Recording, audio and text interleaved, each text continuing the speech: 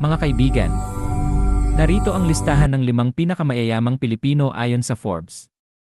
Talagang nakakamangha ang kanilang yaman at tagumpay. Simulan natin sa ikalima, ang pamilya Consunji. Si Isidro Consunji at ang kanyang mga kapatid ay may pinagsamang yaman na 3 bilyon at 400 milyong dolyar. Nakakatuwang malaman na ang kanilang kumpanyang DMCI Holdings ay nag-aangat sa mga sektor ng konstruksyon, pagmimina, at real estate. Talagang nakaka-proud na may mga Pilipino na nagtatagumpay sa larangan ng infrastruktura. Pang-apat naman ay si Ramon Ang, na mayaman na 3 bilyon at 800 milyong dolyar. Siya ang presidente ng San Miguel Corporation, na isa sa pinakamalaking industrial na kumpanya sa Pilipinas. Grabe, napakalawak ng negosyo nila, mula sa pagkain at inumin hanggang sa enerhiya at infrastruktura. Talagang malakas ang impluwensya ni Ramon Ang sa larangan ng negosyo sa Pilipinas. Pang-tatlo, si Manuel Villar. Ang kanyang yaman ay umaabot sa 10 bilyon at 900 milyong dolyar. Napaka-impluwensya niya sa larangan ng real estate.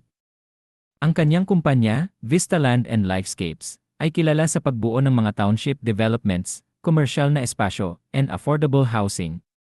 Nakakatuwa na mayroong negosyanteng Pilipino na tumutulong sa mga mamamayan na magkaroon ng sariling tahanan. Bilang dating senador, nakakatuwang makita na ang kanyang pagsusumikap sa politika ay naging daan sa kanyang tagumpay sa negosyo. Pangalawa naman ay si Enrique Razon Jr. na mayroong 11 bilyon at 100 milyong dolyar. Siya ay tinatawag na e-Port King ng Pilipinas dahil sa kanyang International Container Terminal Services, Incorporated, na isa sa mga nangunguna sa pagpapatakbo ng mga pantalan sa buong mundo. Bukod sa pagiging e-Port King, malaki rin ang kanyang investments sa renewable energy and casino. Talagang marami siyang negosyo at lahat ay matagumpay. At panghuli, ang pinakamayamang Pilipino, ang C. Siblings. Ang kanilang yaman ay umaabot sa 13 bilyong dolyar. Galing sa SM Group, isa sa mga kilalang pangalan sa retail, banking, and real estate, ang kanilang tagumpay ay nagpapatuloy sa pamana ng kanilang ama, si Henry C. Sr., na siyang nagtatag ng SM. Talagang nakakabilib ang pagiging matagumpay ng C family sa mga negosyo, lalo na sa gitna ng mapagkumpetensyang pandaigdigang merkado. Nakakatuwang makita na ang mga Pilipino ay nagtatagumpay sa iba't ibang larangan.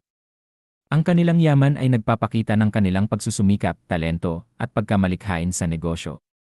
Sana maging inspirasyon sila sa mga kabataang Pilipino na magsikap para makamit ang kanilang mga pangarap.